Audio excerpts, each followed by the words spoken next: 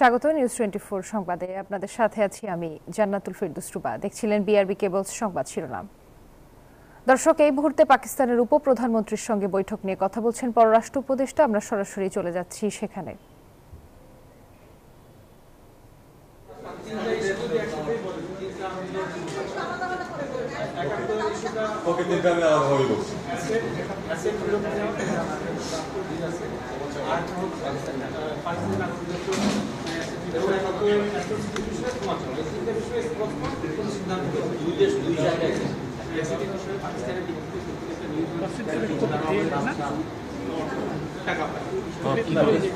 পেতেই পারে এই প্রসঙ্গ ওখানে এখানে আমি বলি আপনারা নিশ্চয়ই পরিচর্চা করেন না যে চূড়ান্ত বছর সমস্যা আজকের একদিনের যে মিটিংটা কত বছর 12-13 বছর পরে 13 বছর পরে, এবং তাও কিন্তু পূর্ববর্তী মিনারা পানি খারের মিটিং কিছু কিন্তু একটা দাওয়াত দেওয়ার জন্য ঠিকই দ্বিপাক্ষিক সফর ছিল। কাজে এখানে বসে 1 ঘন্টায় আমরা এটা সমাধান করে ফেলতে পারবো, এটা আপনারা নিশ্চয়ই আশা করবেন, কেউ আশা করবেন।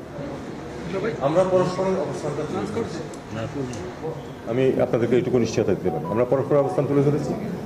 একটি বিষয় শুধু কথা হয়েছে যেটা খানিকটা অগ্রগতি যদি আপনারা মনে করেন করতে পারেন। আমরা 3টি বিষয় কিন্তু নিজেদের অবস্থান তুলে ধরেছি।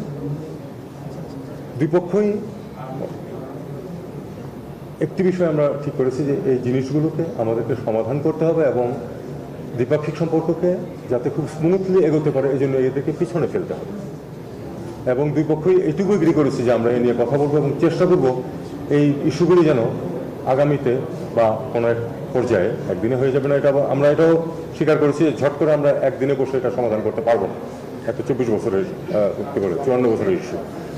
আমরা একমত হয়েছি যে আমরা এটা নিয়ে কথা বলবো আলাদাভাবে, এমনভাবে যাতে করে এই জিনিসগুলিকে আমরা পেছনে ফেলতে পারি। এছাড়া আমরা পরস্পর নিজেদের যে অবস্থানগুলো সেগুলো আমরা ব্যক্ত করেছি। মাননীয় উপদেষ্টা, আমার প্রশ্ন হচ্ছে যে পাকিস্তানের সঙ্গে হঠাৎ করে যে এখন সিরিজ অফ মিটিং হচ্ছে, মন্ত্রীরা আসছেন, এইটা কি তৃতীয় কোনো দেশ, বিশেষ করে চায়নার সেই ট্রাইলেটারাল যে মেকানিজম ওইটার কারণেই কি এই মিটিংগুলো আমরা দুই দেশ খুব কাছাকাছি? আমি আসলে একেবারে এক শব্দে আপনার এটা উত্তর দিতে পারি যে না। দ্বিপাক্ষিক ব্যবস্থাটাতে চীনের উৎসাহ আছে, পাকিস্তানের উৎসাহ আছে। আমরা কিন্তু বলেছি যে ঠিক এভাবে দ্বিপাক্ষিক না, আমরা বরং বলেছি যে আপনারা চতুর্পাক্ষিক করে আরও দেশকে নিয়ে আসুন, আমরা একসাথে করছি। আমাদের সেই অবস্থান কিন্তু এখনই তাই আছে এবং এটা তারা কিন্তু কগনিজেন্সে নিয়েছে এবং আগামীতে হয়তো সেটা হবে। তো শেষ করে দেন, করতে দেন আমাকে। তো এটার কারণে কিন্তু এই যে আমরা পাকিস্তানের সাথে সম্পর্ক উন্নয়ন করছি তা না। এটা খুব সহজভাবে আমি আপনাদেরকে আগেও বলেছি, সেটা হলো যে পাকিস্তানের সাথে সম্পর্ক গত সরকারের আমলে ইচ্ছাকৃতভাবে কিন্তু এটাকে পিছিয়ে রাখা হয়েছে। আমি আপনাদেরকে আগেও বলেছি, এখন আবার বলছি, আমরা একটি স্বাভাবিক সম্পর্ক চাই পাকিস্তানের সাথে, যেমন আমরা অন্যান্য বন্ধু দেশের সাথে চাই, ঠিক সেরকমই, এর চেয়ে বেশি কিছু না। এবং সেটা বেশি কিছু না মানে কি, যে আমাদের তো সবগুলি দিকেই ব্যবসা বাণিজ্য থেকে শুরু করে সব থেকেই কথাবার্তা বলতে, সেই হিসাবে সম্পর্কটা এগোচ্ছে। এটা ত্রিপাক্ষিক আলোচনার কারণে আগাচ্ছে অথবা সেটার কারণে এটা এগিয়ে যাচ্ছে, সেটা কিন্তু মোটেই বিষয় না। তো জি, আনরিজলভ ইস্যুতে দুই দেশে তাদের নিজেদের অবস্থানটাই পুনর্ব্যক্ত করেছে। তাহলে কি স্যার তারা আমরা বলতে পারি যে নিঃশর্ত ক্ষমা চাওয়ার বিষয়ে তারা একমত? না, আপনি এটা বলতে পারেন না, কারণ আমরা বলেছি যে, আমি কি বলেছি, don't put your words in my mouth.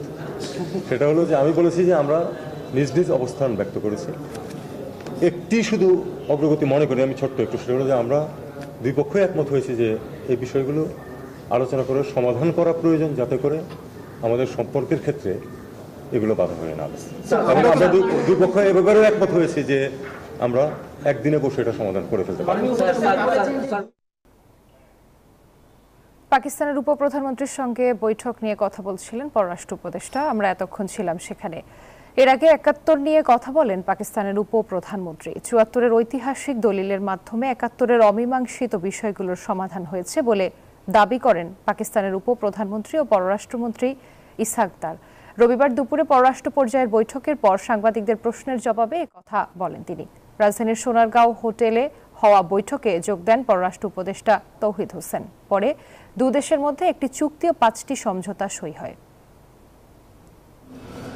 এক যুগেরও বেশি সময় পর বাংলাদেশে পাকিস্তানের সর্বোচ্চ কূটনীতিকের সফর। দ্বিতীয় দিনে হলো দুই দেশের পররাষ্ট্র পর্যায়ের বৈঠক। যোগ দেন পাকিস্তানের উপপ্রধানমন্ত্রী ইসহাক দার ও বাংলাদেশের পররাষ্ট্র উপদেষ্টা মোহাম্মদ তৌহিদ Hossain.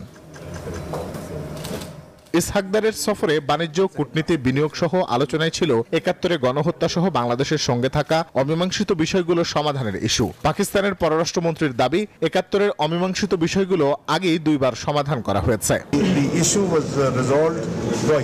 1974 and then early 2000 when General Musharraf visited, and he told the entire nation on behalf of the entire nation of Pakistan to the entire on behalf of Pakistan to entire nation of Bangladesh. Hotel সোনারগাঁয়ে হওয়া এই বৈঠকের পর সই হয় একটি চুক্তি ও 5টি সমঝোতা স্মারক। এগুলোর মধ্যে রয়েছে অফিসিয়াল ও কূটনৈতিক পাসপোর্টধারীদের ভিসা অব্যাহতি, বাণিজ্য বিষয়ক যৌথ ওয়ার্কিং গ্রুপ গঠন, আরও রয়েছে সংস্কৃতি বিনিময়, ফরেন সার্ভিস একাডেমি ও রাষ্ট্রীয় বার্তা সংস্থার মাধ্যমে সহযোগিতা।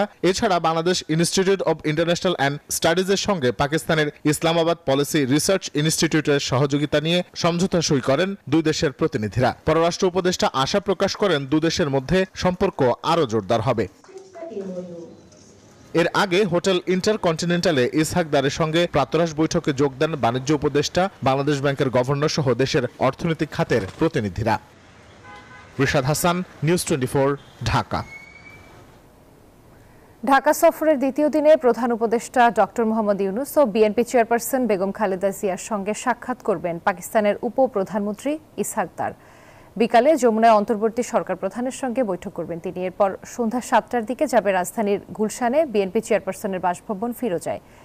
এর আগে দুপুর 2:30টার দিকে জামায়াতে ইসলামীর আমির ডাক্তার শফিকুর রহমানের সঙ্গে দেখা করতে তার বাসায় যাবেন পাকিস্তানের উপপ্রধানমন্ত্রী ইসহাক দার।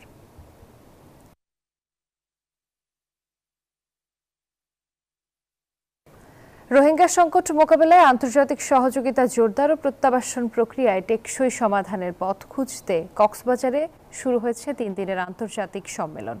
রবিবার ইরানির সেনাবাহিনী পরিচালিত হোটেল বে ওয়াচ মিলনায়তনে সম্মেলন শুরু হয়, চলবে 26 আগস্ট পর্যন্ত।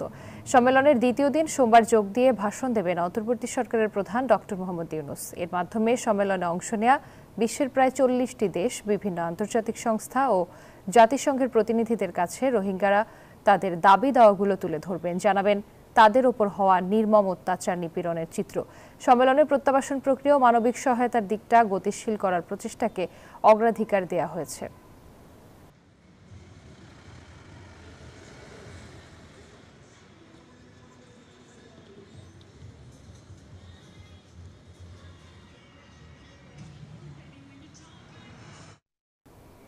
এ বিষয়ে বিস্তারিত জানাতে কক্সবাজার থেকে সরাসরি আমাদের সাথে যুক্ত হচ্ছেন সহকর্মী মারুফা রহমান। মারুফা, সম্মেলন নিয়ে জানাবেন কি কি কার্যক্রম চলছে কক্সবাজারে?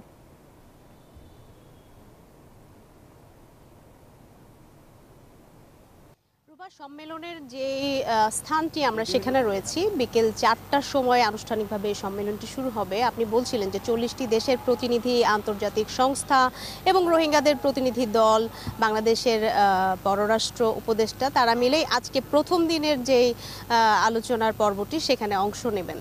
3 দিনব্যাপী এই আন্তর্জাতিক সম্মেলনে মূলত চেষ্টা করা হবে রোহিঙ্গাদের টেকসই প্রত্যাবাসনের পথ খোঁজার এবং সেটির সমাধানের জন্য কার্যত উদ্যোগ নেবার।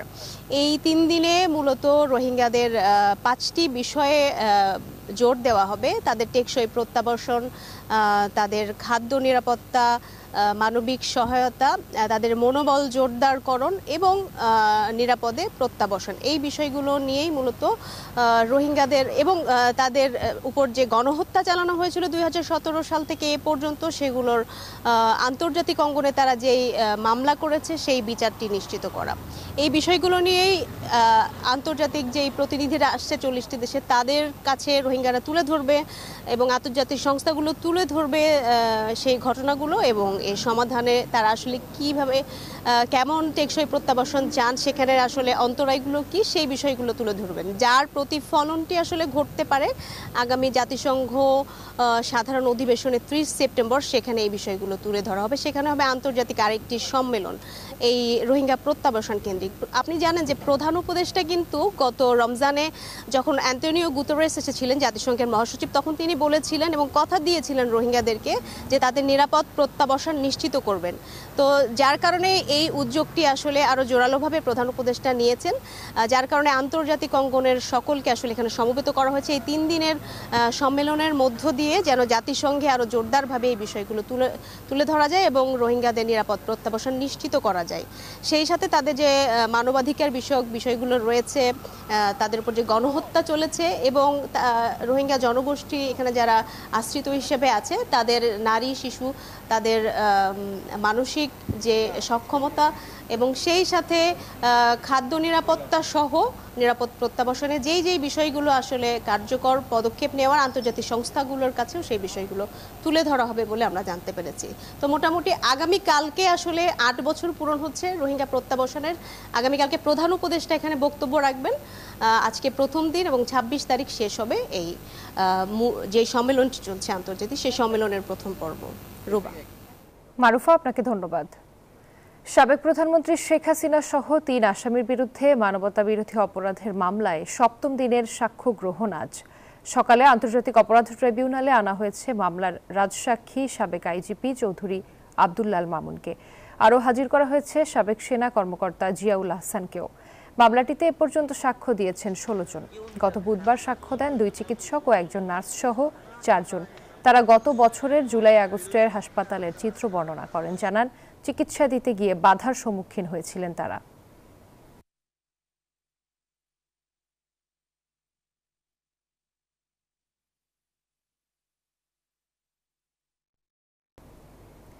জুলাই সনদের ব্যাপারে আইন কিংবা সংবিধান সংশোধন করতে হলে নির্বাচিত সরকার করবে মন্তব্য করেছেন বিএনপির সিনিয়র যুগ্ম মহাসচিব রুহুল কবির রিজভী। বলেন, তার আগে সুষ্ঠু নির্বাচন দিয়ে জনগণের সরকার প্রতিষ্ঠা করতে হবে।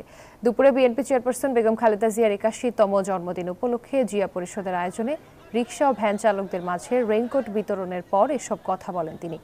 রাজনৈতিক দলগুলোর মধ্যে ন্যূনতম বোঝাপড়া না থাকলে আবার ভয়ঙ্কর ফ্যাসিবাদ আসতে পারে বলে মন্তব্য করেন তিনি। আগামী সংসদ নির্বাচন সামনে রেখে দেশে উগ্রবাদের উত্থান হতে পারে বলে আশঙ্কা প্রকাশ করেন রিজভী। অন্তর্বর্তী সরকারের প্রতি জনগণের অনেক প্রত্যাশা রয়েছে, কিন্তু তারা অনেক ক্ষেত্রে ব্যর্থ হলে দেশের সংকট আরও বাড়বে বলেও মন্তব্য করেন তিনি।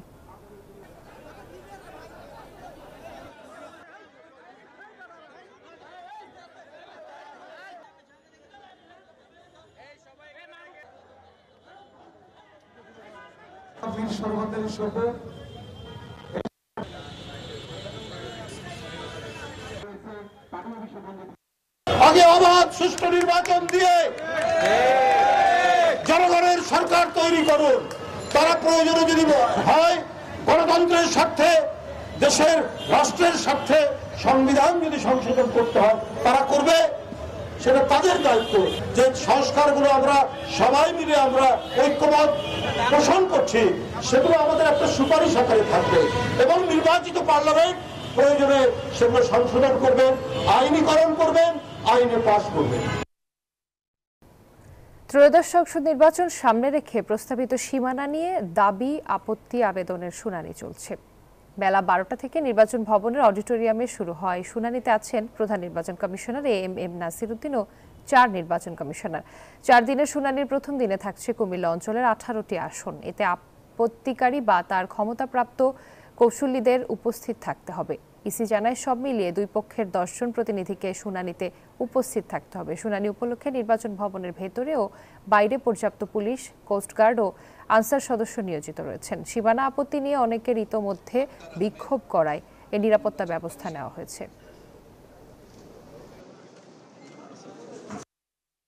অনেকে আমাদের কাছে ইতিপূর্বে অনেক দাবি আপত্তি জানিয়েছিল, সেগুলো বিবেচনায় নিয়েছি। আমরা অত্যন্ত পেশাদারিত্বের সাথে নিরপেক্ষভাবে কাজ করার চেষ্টা করেছি। আমরা অনেক এক্সপার্টদেরকে নিয়োগ দিয়েছিলাম এই কাজটা করার জন্য। এক্সপার্টদেরকে নিয়োগ দিয়ে তাদের সুপারিশও আমরা নিয়েছি, সবকিছু মিলিয়ে আমরা এই সুনানি নির্ধারণের খসড়াটা প্রকাশ করেছি। নির্বাচন কমিশনের সীমানা নির্ধারণের শুনানি শুরু হয়েছে আজ। বিভিন্ন আসনের নেতাকর্মীরা এসেছে ইসিতে। সেখানে আছেন আমাদের সহকর্মী অন্তরা বিশ্বাস। সরাসরি চলে যাচ্ছি তার কাছে। অন্তরা, এখন নির্বাচন কমিশনের কি অবস্থা জানাবেন? নেতাকর্মীরা কি বলছেন?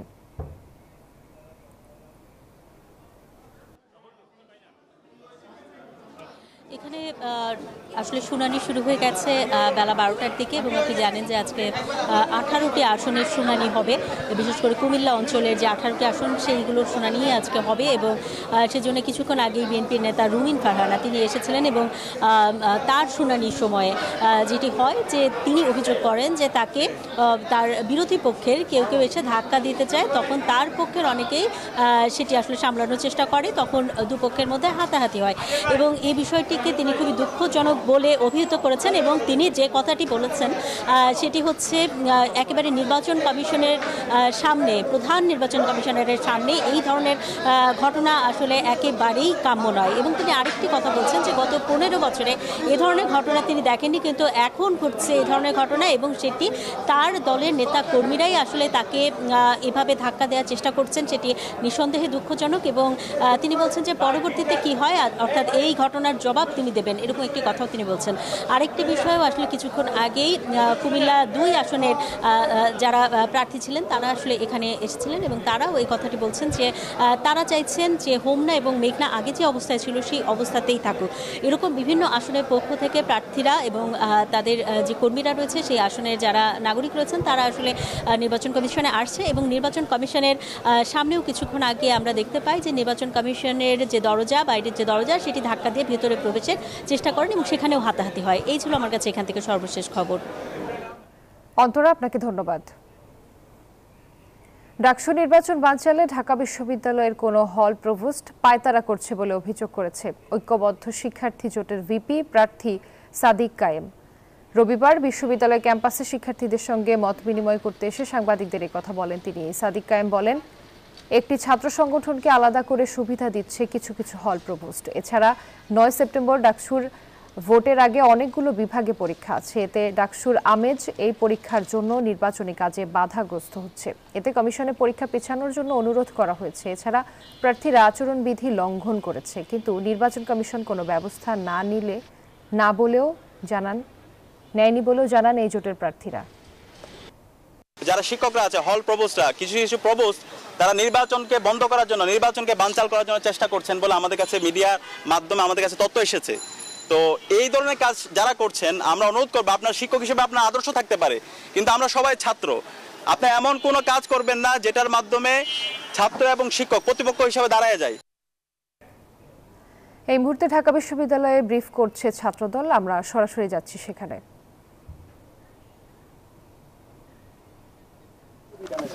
আসসালামু আলাইকুম, সবাইকে ধন্যবাদ।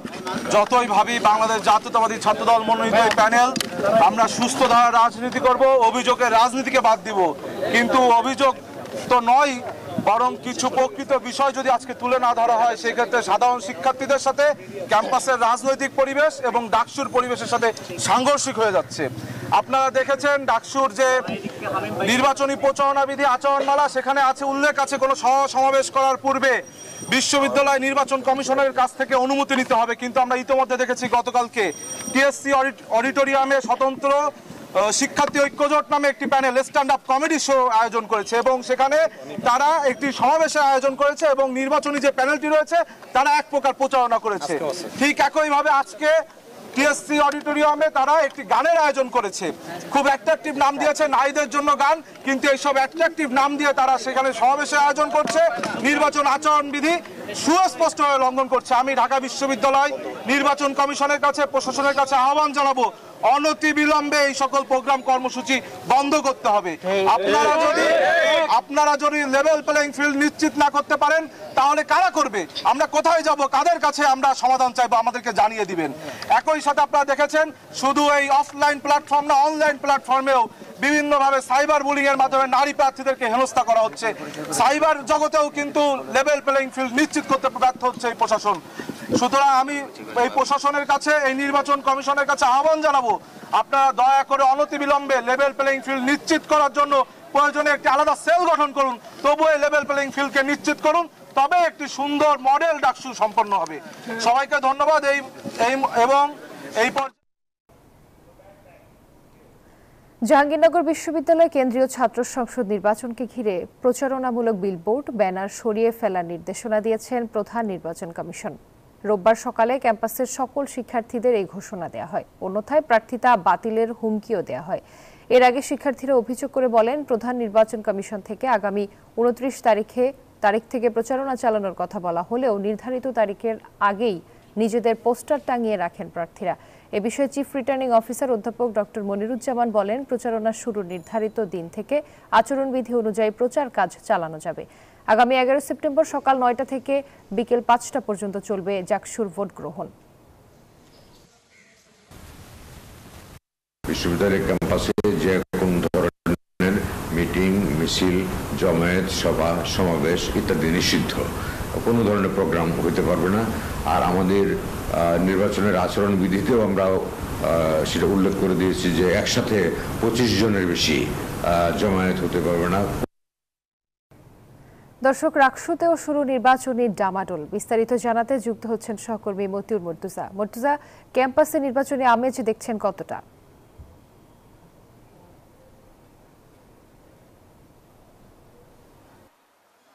রুবা, আজকে থেকে রাকসুর মনোনয়নপত্র বিতরণ শুরু হয়েছে। যারা প্রার্থী রয়েছেন তারা মনোনয়নপত্র সংগ্রহ করছেন এবং এরপরে তারা জমা দিবেন। কিন্তু রাজশাহী বিশ্ববিদ্যালয়ে শিক্ষক, কর্মকর্তা, কর্মচারীদের কর্মসূচি চলছে। তারা একাডেমিক এবং প্রশাসনিক কার্যক্রম বন্ধ করেছেন, ফলে রাকসুতে তার প্রভাব পড়তে পারে। নির্ধারিত সময়ে যে নির্বাচনের সময়, সেই নির্বাচন হয়তো কিছুটা বিলম্বিত হতে পারে বলে কিন্তু আমাদেরকে জানিয়েছেন নির্বাচন কমিশনের সদস্যরা। তবে প্রার্থীদের মনোনয়নপত্র সংগ্রহ কার্যক্রম অব্যাহত রয়েছে। আমরা একজন প্রার্থীর সঙ্গে কথা বলি যে মনোনয়নপত্র তো সংগ্রহ করেছেন, কিন্তু বিশ্ববিদ্যালয়ে যেহেতু আন্দোলন চলছে, রাকসু নির্বাচন পিছিয়ে দিতে পারে কিনা, এরকম আশঙ্কা করছেন কিনা? আসলে রাষ্ট্র আমাদের একটা সাধারণ শিক্ষার্থীদের আমাদের যে দাবি দেওয়া মধ্যে একটা রাষ্ট্র ছিল আমাদের একটা প্রাণের দাবি। তো আমরা চাচ্ছি যে আমাদের রাষ্ট্র যেটা সেটা বাস্তবায়ন হোক এবং তাদের দাবি দেওয়া তারা প্রশাসনকে জানাবে। আর আমরা যে সাধারণ শিক্ষার্থী, আমাদের যে রাষ্ট্রীয় নির্দিষ্ট কমিশন হয়েছে এবং আমরা চাচ্ছি যে আমাদের যে রাষ্ট্র যে নির্বাচন কমিশন, তারা আসলে নির্বাচনটা সুষ্ঠুভাবে পরিচালনা করবে। এটাই আসলে আশাবাদী এবং প্রশাসনের যেটা আন্দাজ সে প্রশাসন সেটা ওটা প্রশাসন দেখবে। যেমনটি বলছিলেন যে নির্ধারিত সময়ে রাষ্ট্র নির্বাচনের প্রত্যাশা করছেন প্রার্থীরা। তবে আজকে বিকেল 3টায় আলোচনা হবে বিভিন্ন রাজনৈতিক দলের ছাত্র সংগঠনের সাথে, তারপরে সিদ্ধান্ত আসবে কবে রাষ্ট্র নির্বাচনের তারিখ পিছাবে। মর্তুজা, আপনাকে ধন্যবাদ। নিউজ 24 সংবাদে নিচ্ছে একটি বিরতির সাথেই থাকুন। আবার স্বাগত নিউজ 24 সংবাদে। অবশেষে আগামী বছরের জানুয়ারিতে শুরু হতে যাচ্ছে তিস্তা মহাপরিকল্পনা প্রকল্প। এতে গুরুত্ব পাচ্ছে সেচ, ভাঙন রোধ ও বন্যা নিয়ন্ত্রণ। পানি সম্পদ উপদেষ্টা সৈয়দা রিজওয়ানা হাসান জানিয়েছেন, চীনের সহযোগিতায় 12,000 কোটি টাকায় প্রকল্পটি বাস্তবায়ন হবে। এ নিয়ে ভারতের সাথে কাগজপত্রে কোনো কাজ এগোয়নি। যেটা হয়েছে তা রাজনৈতিক আলোচনা ছিল বলে জানান উপদেষ্টা। শাহনাজ ইয়াসমিনের রিপোর্টে বিস্তারিত। বর্ষা আর খরা, এই দুই মৌসুমেই তিস্তা পারের মানুষ দেখে জীবনের ভিন্ন রূপ। বর্ষায় বন্যার শঙ্কা আর শুষ্ক মৌসুমে খরার অভিশাপ। এতে সারা বছরই সংকটে থাকে তিস্তা পারের মানুষের জীবন জীবিকা। এ নিয়ে দীর্ঘদিন মাথা ব্যথা আছে সরকারেরও। এবার এর থেকে বের হতে বিকল্প পথে হাঁটছে অন্তর্বর্তী সরকার। বর্ষাকালের উদ্বৃত্ত পানি ধরে রেখে প্রয়োজনে ব্যবহারে নিয়েছে তিস্তা মহাপরিকল্পনা। যদিও দীর্ঘদিন চীন ভারত কূটনৈতিক বেড়াজালে আটকে ছিল প্রকল্পটি। আওয়ামী লীগ সরকারের পতনের পর এর জট খুলেছে। আমি এসে ফাইলে ভারত সরকারের সাথে কেবলমাত্র একটা রাজনৈতিক কথা যে ভারত এটা এসে দেখতে পারে, এরকম কথা ছাড়া আর কোনো কথা পাইনি। বরং পরিকল্পনাটা, সেটা চুক্তিটা সবকটাই আগের সরকারের সময় চায়না সরকারের সাথেই হয়েছিল।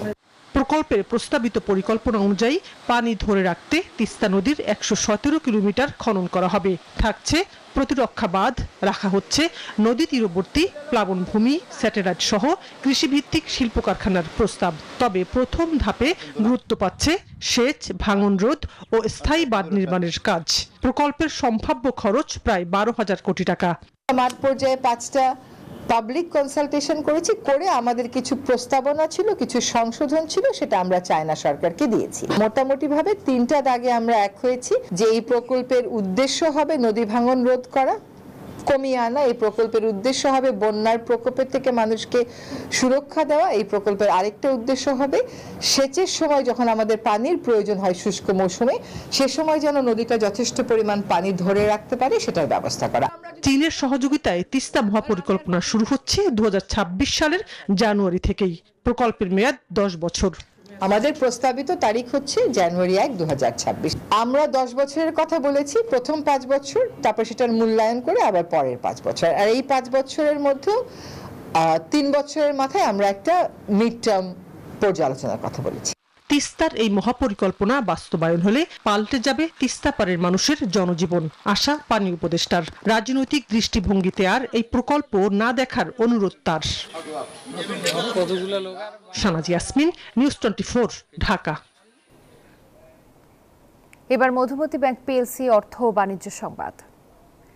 বেসরকারি খাতে ঋণের প্রবাহ 22 বছরের মধ্যে সবচেয়ে কম। রবিবার সকালে মতিঝিলে ডিসিসিআই কার্যালয়ে আয়োজিত এক সেমিনারে এই তথ্য উঠে এসেছে। বক্তারা বলেন, দেশের জিডিপির তুলনায় রাজস্ব আহরণের প্রকৃত হিসাব অনেক বেশি।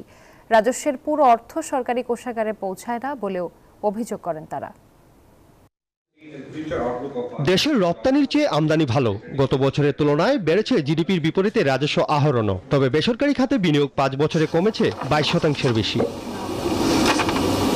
রবিবার সকালে রাজধানীর মতিঝিলে ডিসিসিআই কার্যালয়ে আয়োজিত বেসরকারি খাতের দৃষ্টিতে বাংলাদেশের অর্থনীতির বর্তমান ও ভবিষ্যৎ পর্যালোচনা বিষয়ক সেমিনারে এই তথ্য উঠে এসেছে।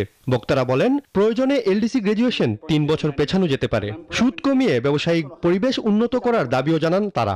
জিও ইকোনমিক টেনশনের কারণে বেশিরভাগ অর্থনৈতিক সূচক নেতিবাচক দিকে যাচ্ছে। এই সূচকগুলোর মধ্যে অন্যতম হচ্ছে FDI, capital formation, goods and service export, financial market, volatility and investor confidence. বক্তারা বলেন, এসএমই খাতে ব্যবসা ব্যয়বহুল। বেঙ্গলুর এ খাতে ঋণ প্রবাহে অনীহাও রয়েছে। আমরা তাহলে কি করছি এখন? সেমিনারে সিপিডির ফেলো মুস্তাফিজুর রহমান বলেন, দেশের অর্থনীতি ঝুঁকিতে রয়েছে, তাই রাজস্ব বাড়ানোর বিকল্প নেই। কেন আমাদের এই যে জিডিপির প্রবৃদ্ধির সাথে আমাদের ট্যাক্সের প্রবৃদ্ধি কেন বাড়তে পারলো না?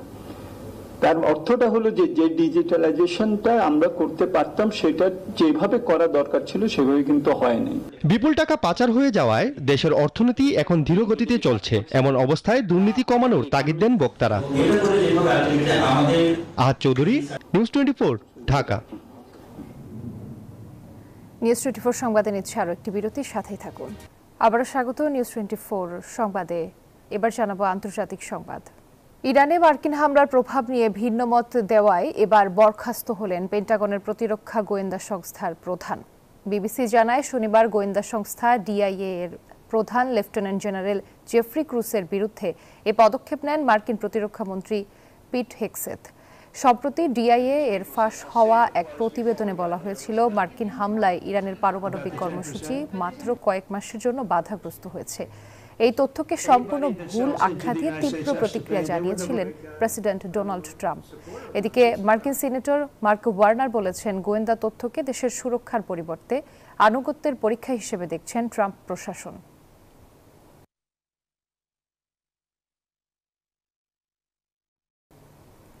রাশিয়ার পশ্চিমাঞ্চলের কুরস্কের পারমাণবিক স্থাপনায় হামলার জন্য ইউক্রেনকে দায়ী করেছে মস্কো। রয়টার্স জানায়, ইউক্রেনের স্বাধীনতা দিবসে রাশিয়ার এই অঞ্চলটিকে টার্গেট করেছে কিয়েভ। ইউক্রেনের অভিযোগ, ভ্লাদিমির পুতিনকে শান্তি আলোচনায় যুক্ত করতে রাশিয়ার অভ্যন্তরে লক্ষ্যবস্তুতে হামলা চালানো থেকে ইউক্রেনকে বিরত রেখেছে মার্কিন প্রতিরক্ষা দপ্তর পেন্টাগন। এদিকে পুতিন জেলেনস্কির সম্ভাব্য বৈঠকের বিষয় নাকচ করেছে মস্কো। এই পরিস্থিতিতে যুদ্ধ বন্ধে গ্লোবাল সাউথের দেশগুলিকে রাশিয়ার উপর চাপ দেওয়ার জন্য আহ্বান জানিয়েছেন জেলেনস্কি।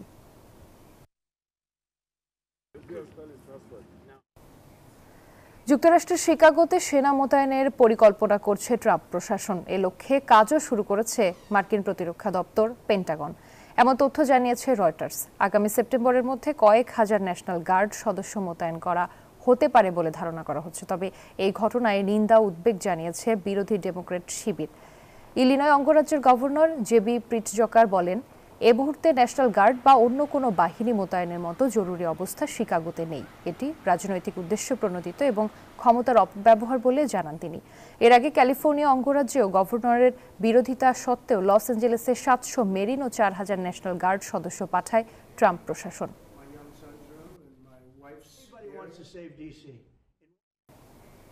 নিউজ 24 সংবাদে দিচ্ছে আরও একটি বিরতির সাথে থাকুন। আবারও স্বাগত নিউজ 24 সংবাদে। এবার জানাবো খেলার সংবাদ।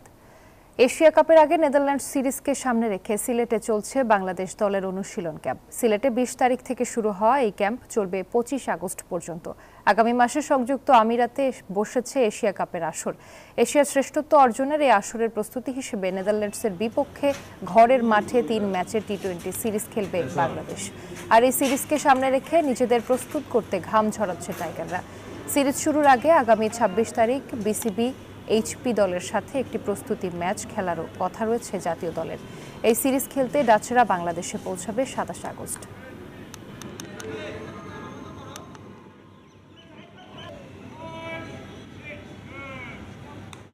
রশিদ খানকে অধিনায়ক করে এশিয়া কাপের জন্য ১৭ সদস্যের দল ঘোষণা করেছে আফগানিস্তান। দলে ফিরেছেন পেস বোলার নাভিনুল হক। এছাড়া ইনজুরি কাটিয়ে দলে ফিরেছেন তরুণ স্পিনার আল্লাহ গাজানফার ও মুজিবুর রহমান।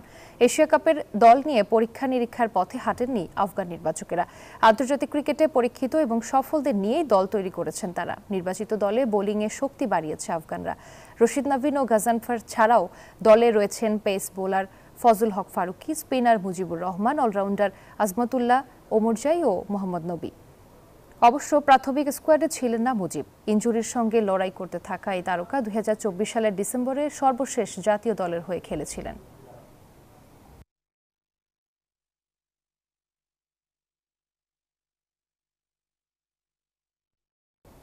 আর এই ছিল নিউজ 24 সংবাদে। ধন্যবাদ।